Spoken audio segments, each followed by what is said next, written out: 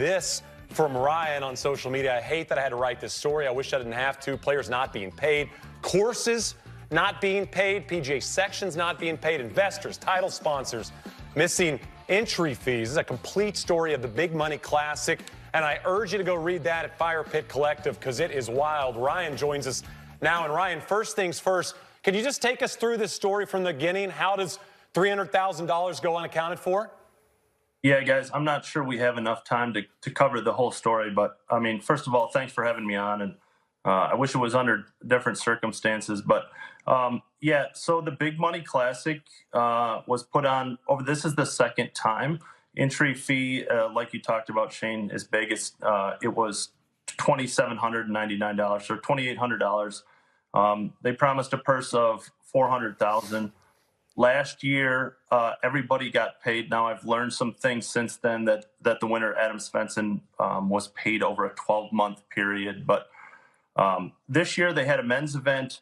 They were planning to have a women's event, and then they were going to actually do a tour that chased Monday qualifiers. So the tournaments were going to be the Tuesday and Wednesday after Monday qualifiers in the same area. So the men's event, I caddied in it, and it was what a quote unquote a normal mini tour event. And then I started to hear that players hadn't been paid. Dustin Manning is the owner of the Big Money Classic. I started to reach out to him. And there's some money being held by Square, the credit card processing things. The course hasn't been paid. The PJ section hasn't been paid. So there is some money available in Square. I've confirmed that with Square, but it doesn't equal the amount that is paid. And the girls' event, which has now been canceled, have not been refunded.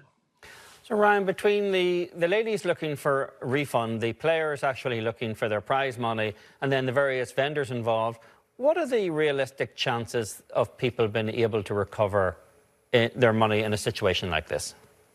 Yeah, I mean, Dustin has been open, has called me a lot. He said his number one goal is to get players paid back. It's hard to look at the math and think that that's going to happen. A rough estimate is it looks like, and these are just the outstanding bills that I know about, that around $472,000. That's a rough is owed, and there seems to be $254,000 in this Square account. Besides that, I mean, Dustin's been open that there isn't any money. So although his goal is to get everybody paid, and I hope that that's the case, and it seems that he really wants to, I'm not sure the math makes sense. So at this point, I really hope that players get the entire $254 and get dispersed. I think it's somewhat of a pipe dream at this point to think that everybody's going to get all their money back.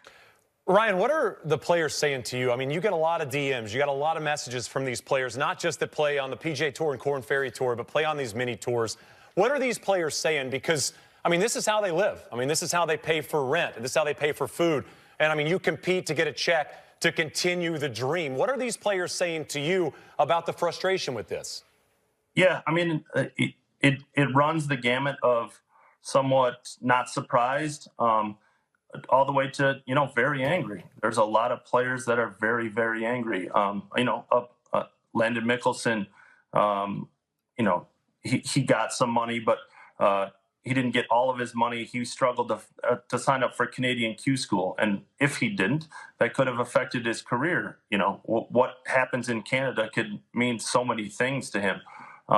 Yeah, I mean, there's a lot of players that are very, very angry. And it just has a trickle-down effect. I mean, Nicholas Echeverria had a backer from his club that paid for him.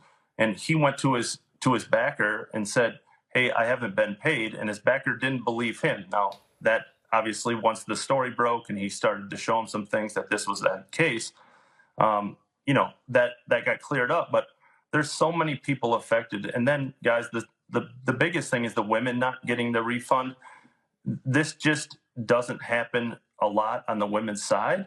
And, I talked to a girl yesterday who just had no idea what was going on. And, I mean, she was crying on the phone with me. It's $3,000 to men or women is a lot in the mini tour world, but especially for women, it's just not a lot of places in the developmental tour world where a woman can make up $3,000. It's a little bit easier on the men's side. Not that there's a lot of money on the men's side, but everybody is relatively angry or hurt or those kind of things. This can have an effect on players' careers. That's just the bottom line.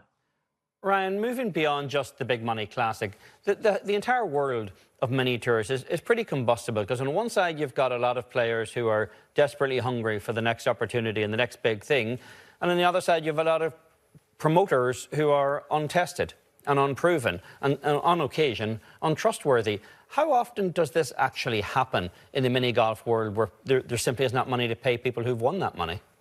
Yeah, too often is the answer. I talked to the opening quote of the story is, a mini tour owner who runs a very reputable one, and there is reputable mini tours out there.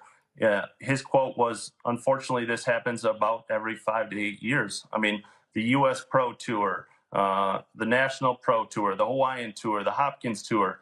It's unfortunately, Matt Janelle was playing with a couple of guys when this story broke, and he said, they just laughed like, "Oh, yep, it's happened again." And that's very unfortunate. It's unfortunate for everybody, and the players, obviously.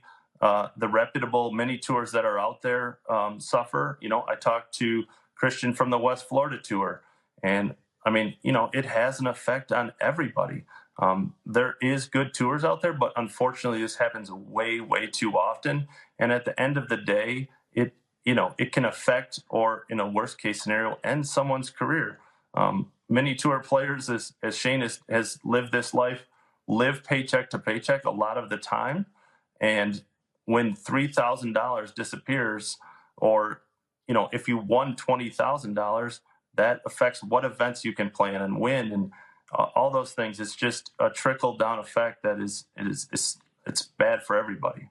Ryan, I mean, you started a case of the Golf Mondays. You started this to kind of highlight names and stories that didn't get talked about enough, and now you get these stories occasionally sent your way. What's it like attacking a story like this versus maybe what your dream was to start this account, and now what you're doing for a living when it's a positive story? Yeah, I mean, this story just stinks, honestly. There's no fun in this. I definitely didn't start this account to tell it, stories like this, but also I think the positive out of it, if there is any, and there isn't a lot, is that hopefully it makes people aware. Now that I have a little bit of a platform, I'm very lucky to have that, is that players and parents and agents are aware that this happens. I hope that's what comes from it. But yeah, there's zero fun. Talking to Dustin, who at least it seems he feels remorseful. Why he feels remorseful is up for debate, obviously, but he seems like he wants to play players, and he's calling me. I don't want to have those conversations. I don't want to. It's no fun to have players call me and tell how this affects their career. Women crying on the phone, guys crying on the phone. It's just, this isn't why I wanted to start this account by any means, but it's part of this life, and it's an important part to tell, I believe, because it happens. Ryan, we'll end on something positive. BJ Doucette was a story that we opened this interview with, and his ability to kind of come back to golf and find a way to go out there and put together a 63. These are the stories that I think kind of blew up your social media account, or the stories of the players that gave the game up and came back to it. What's the common theme when you talk to these players that quit golf, returned to it, and then found success? I mean, I think what I love, guys, about Monday qualifiers is that, an insurance salesman like BJ can play on the PGA Tour. I mean, I say it often, there's no free throw contest to play for the Lakers. There's no home run derby to play for the Yankees. And to tee it up and just beat play an awesome 18 holes and then be on the PGA Tour the next day is something that is just unlike anything in sports.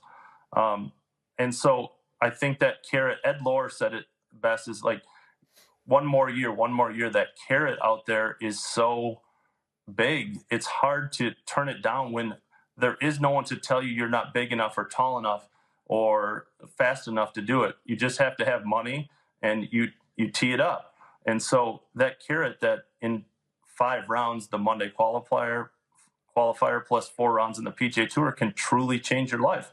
And there's way too many instances that it's happened. So a lot of players just think they can be that person. And, you know, that's why you see 150 guys at a pre-qualifier.